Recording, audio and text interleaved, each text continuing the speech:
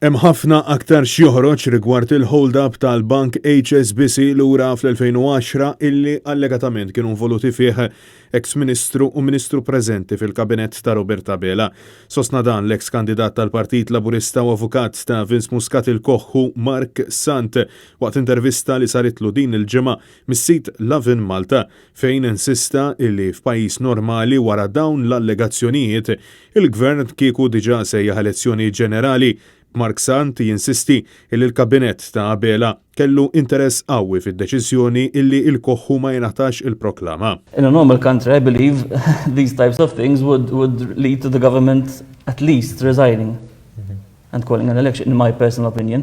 So I think they do have a personal interest. What should have triggered the government collapse and the election? Well, the fact that you have three alleged, not so alleged criminals, referring to a current minister and the previous minister, I think that's serious enough to warrant serious action and not to let these things pass by, like another day at the office. I think there'll be a lot more coming out in the coming... It's not hearsay, so it's not just hearsay from his end.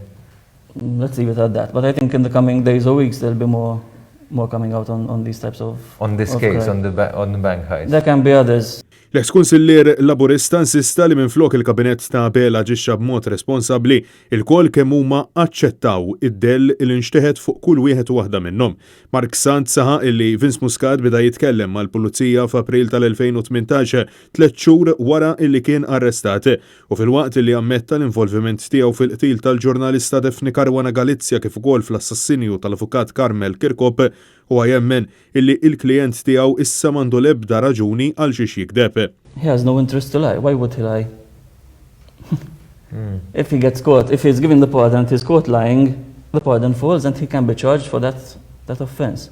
So why would he start mentioning names left, right and center just for, the sake of it? Madana kollu meta mistoqsi min huwa l-Ministru attwali li qiegħed jallega dwaru l-Koħħu, Sant rrifjuta li jsemmih bismu u żied biss illi ċertament mhux il-Ministru Jose Herrera, fatt illi diġà semma fil-qorti wara li oħtu il-Maġistrat Consuelo Cherry Herrera rekużat ruħa mill-każ ta' l-hold-up fuq il-bank.